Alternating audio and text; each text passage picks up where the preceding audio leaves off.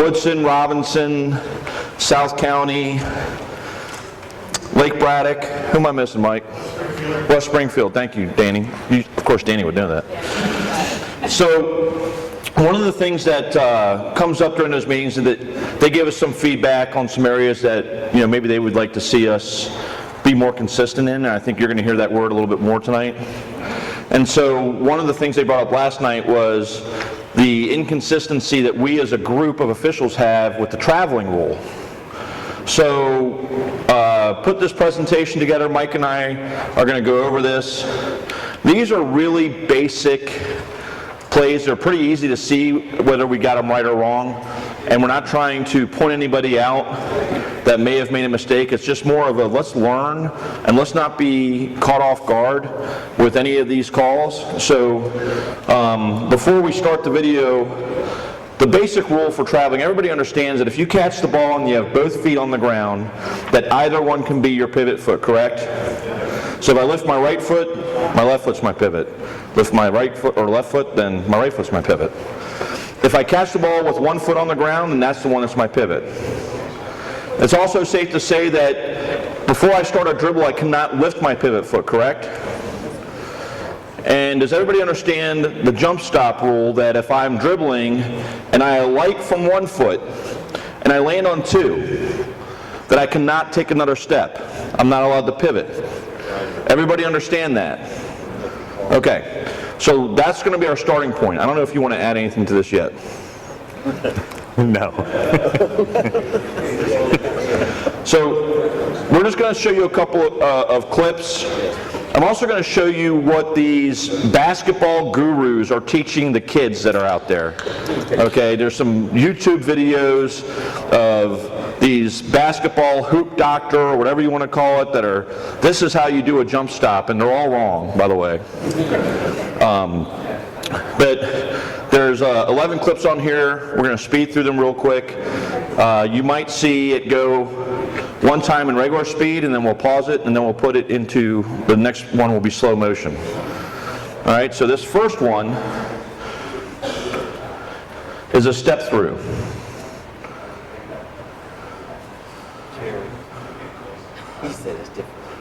Pause it. All right, so is this a travel or is this a legal play? Why is it legal? So when she lifts her pivot foot, it's not a travel until when? Pivot foot comes back down. Does the pivot foot come back down in this play?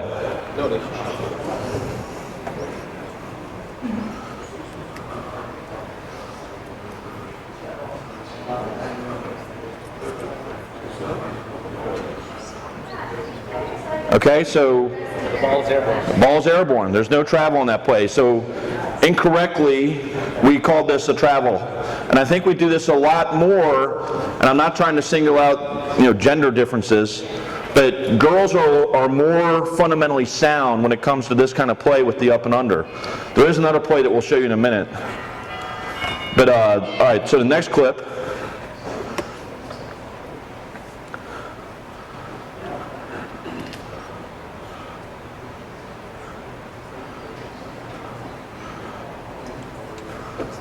So it's the same one? It's the same play. I'm waiting for Mike to catch up.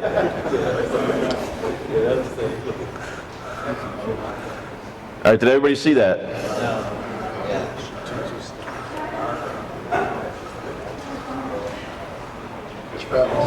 Okay. Left foot was the pivot foot, and then she picked it up before she started her dribble. Okay, that is the correct call. All right, the next play.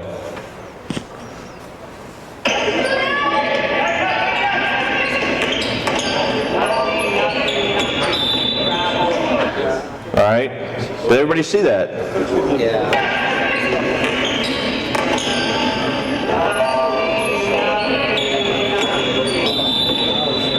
All right, so if we pause here, is Carl Cohen here? Carl Cohen. Carl made this call. So it's correct, and I would tell you the big thing here is, remember, advantage, disadvantage. Okay, that pump fake and her feet shifting caused the defender to jump out, which gave her the right to get past. Okay, that's a play that we got to get.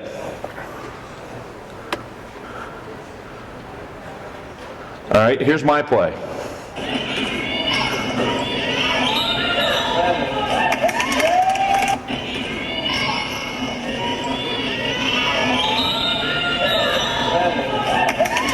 All right, am I wrong or am I right? I'm wrong. I'm wrong. It's just a regular step. This is a fundamental play that we end up getting caught on. I'll tell you why. Personally, I think I could have done a better job is to get wider as the lead. She ends up being right on top of me here, okay? And if I'm wider, I might have a better look at her feet. Or I need to trust that my trail is picking up her feet. And 3-person. All right, this next play.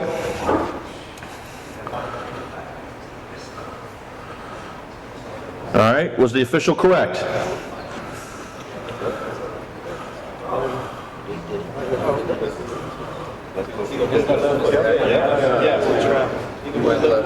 Yeah, the first time you see it, you go, I can't tell, right? So one of the things that we talk about, and we talked about this last night with the coaches, is when you're first brought into officiating, what do we tell you about refereeing a matchup? What do we tell you to do? Referee the defense, right? So what ends up happening is it takes you a year or two to kind of really get your wits about you to have a wider angle so you can referee the big picture. So more times than not, we're missing traveling, and the kids are so quick and they're learning so much that we need to make sure we get better angles and be able to see the whole play before we just jump into refereeing the defense only. All right, Mike doesn't teach referee the defense anymore. Actually, he probably never did. All right.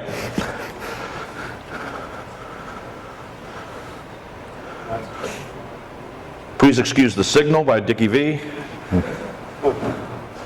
But do we have a travel? As soon as he rolls over. All right, pause that for a second, would you? By the way, just one of the things I've noticed a lot in the fall leagues that we do is we don't do this enough. You can see Paul Klein here is in lead. See where he's moving in? He's getting closer to the players. Our trail's closer to the players. Instead of standing there waiting for something to happen, we need to make sure that we move closer so that we can be ready to separate them or make sure that they know that we're there, because that's where we can end up having problems. Okay?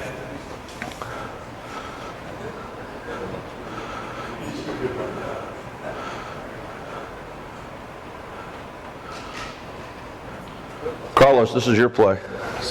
Yeah, thanks. All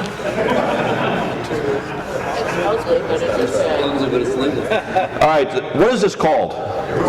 It's a Euro step. It's a Euro step. That's not a travel, is it? Is it, Carlos? Oh, you got a tech in this game. Well. So, actually, can we rewind that back? I just want you to understand that sometimes just because they slow down and they take that extra step to clear the defender, it looks awkward, but it's not. And the first time you see it, you're probably calling it a travel. Yeah, to slow it down. 1, 2. Right? This is just a Euro step. We get spooked by anything that looks different. I think the old adage comes true. If you know it's a travel, call it a travel. If you think it's a travel, it's not. Okay? Now here comes one of these great videos. We have 59,000 views on this hoopgroup.com on how to do the correct jump stop. And I want you to watch what is being taught here. They're going to come to a correct jump stop, and they're going to hold it. Go ahead, Kate. 2 long dribbles, 1, 2, comes to the correct jump stop. When she comes to the jump stop, she's in triple threat. We're always teaching that toes, knees, and shoulders and eyes facing the opposite baseline. If you're using it from the sideline, you can tell them toes, knees, shoulders to the opposite sideline. Now she's going to make 2 pivots because we're at the smaller level. Yeah. Pivot. Whatever you want to do.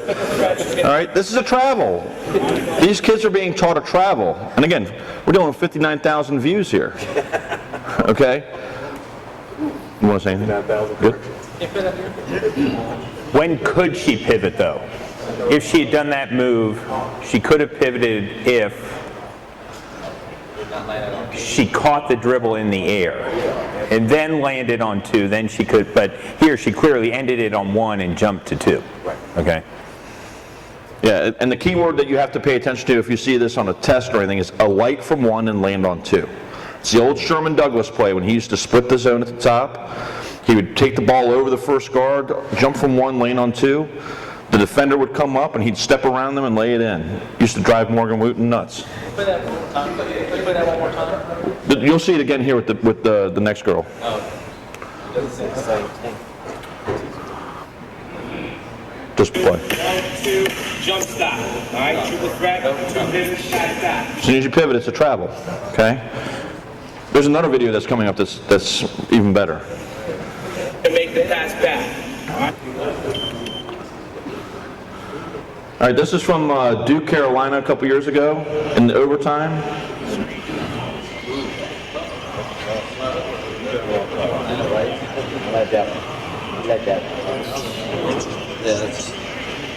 All right, so let's pause that for a second.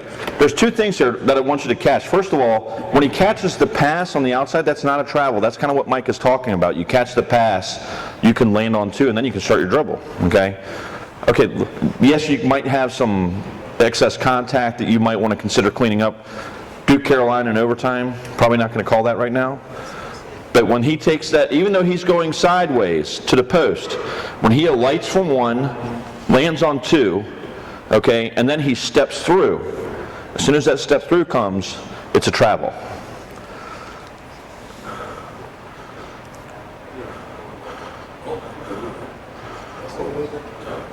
There it is. Right there. Top. You can All right, now here's 2 more of our heroes. up there. You can. We've got 127,000 views on how to do the jump stop correctly. Makes if the defense collapse, so the jump stop is great to add to your game. Also, when we're on a fast break, you got a guy trailing you. He's coming on you quick. You jump stop, let him fly by, and we're gonna make it an easy finish. Yep, so now let's get into the move. All right, so what you want to focus on, the jump stop is extremely important because when I get in this lane, if I have nothing, I can pivot and kick to guy in this corner. I can kick to this corner. A lot of times. This is what some of the kids are watching, okay? So, and again, we're dealing in an era where there's AAU coaches and there's basketball trainers and people setting up chairs and cones in the gym and saying, I'm a certified trainer, and they're teaching them this stuff. And then we go in and do a game, we call it a travel, and people are yelling at us in the stands, that's not a travel. My kid's being taught that. Well, you're wasting your money, right? Gonna drop. So if I have a big man here, I'm under control. I can pump fake, I can drop it off to the big man. This is a great play.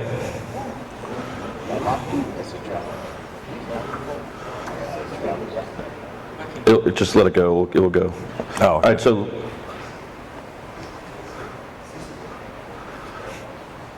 if you pause it, Rear, there's a couple things I want us to pay attention to.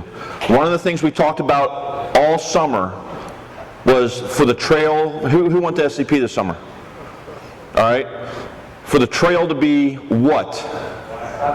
Sideline oriented. Thank you, Tim. If you look where Tim Barnchuk is here, okay, he's in pretty good position.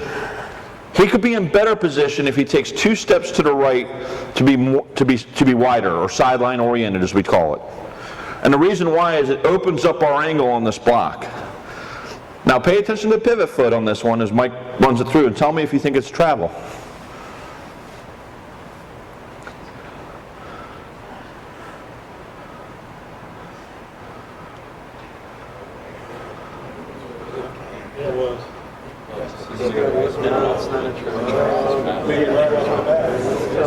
How many people say travel? How many people say not a travel? How many are in a narcotic stupor? Thanks, Tom. This is not a travel, this is a step through. No, we're saying travel before that ever happened. Good. When he received the ball, he released the ball. It's bigger. Before the move,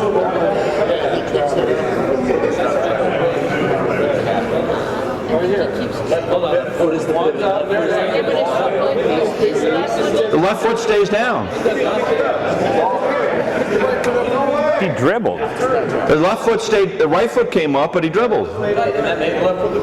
Right. But when he ends his dribble, his right foot is now his pivot foot. So therefore, there's no travel. So, by the way, look how much disagreement we're having in here on a video that pretty much shows it. And we got a split second to make that decision. So, if Tim thought it was a travel, he didn't call it, which is the right thing to do. Remember, we want to make sure that we're 100% correct. We don't want to penalize a player for a good move, but we also want to make sure that we're not surprised. Okay? And we get surprised by the Euro step or anything else. Coach. If I'm driving to the hole, like, say I'm driving right here from the point line, I'm driving to a hole, and I come to a jump stop, and I reverse pivot, just throw the ball back. That's a travel. Travel. Even if I don't put my foot down while I'm passing? No, your foot has to come down. No, so I'm coming here. Yep. And I'm sure to pass, that's a travel. As soon as that foot comes down. As soon as that foot comes up. No, because he can lift the foot. I've been taught wrong my whole life. Give us the example one more time. So I'm coming to the jump stop, so the first pick will pull it back out. You're doing too much. Yeah, as soon as your foot comes back down, if you still have possession, it's a travel. What if the ball has already left? So, here Marvin, put this on me. So if you're dribbling the ball, you alight from one foot, you land on two. Okay? Now here's what I can do. I can shoot, I can jump, I can pass, I can call timeout. I can lift a foot. Let it go hit the floor. But as soon as that foot hits the ground, it's a travel. Assuming you ended the dribble on one foot. Assuming you ended the dribble on one foot. Mike likes to put this in. Yes. Yes. Rules interpreter. Paul. So on that play, when you're talking about judging the ball when they have gathered the ball, so if you're dribbling and you're going off one foot, you may not grab the ball until It's absolutely a judgment call. you're saying it's automatic if you're dribbling and you do that. Well, you got to know when they gather. You have to see that. I mean, we could see them on these. Well, on some of those plays, it looks like, they're dribbling it and it's not here. They're gathering it midair with two hands that they land. Yeah, so if their dribble ends, okay, so I'm alighting off one, I land on two. That's a jump stop. Even though they have not grabbed the ball until they're in the air. That's correct. A light from one, land on two. If the ball's here, that's when the dribble ends. I just want to make it clear, though, because I'm not sure. If you jump off of one and then end the dribble in the air and then come down on two, yes, you can absolutely pivot because then either foot can be a pivot. If you end the dribble on one and jump to two, then you may not pivot. Is that what you were asking? Sort of, and Okay. I guess we see a lot of plays where I feel like the players are emphasizing grabbing the ball in the air and putting two hands on the ball. Are we to interpret they gather the ball and they grab it? That's why when it comes to rest in their hand, you have to determine, did it come to rest in their hand on one foot or in the air? That's why we pay you the big bucks. Yeah. Yeah. All right, so again, the coaches asked us to just maybe cover a couple of the travel rules that we're inconsistent with. So this is why we showed this tonight. So what we'll do now is we'll take about a 3-minute break and we'll get set up with the coaches and we'll start our coaches roundtable. All right, I'm going to cut it off.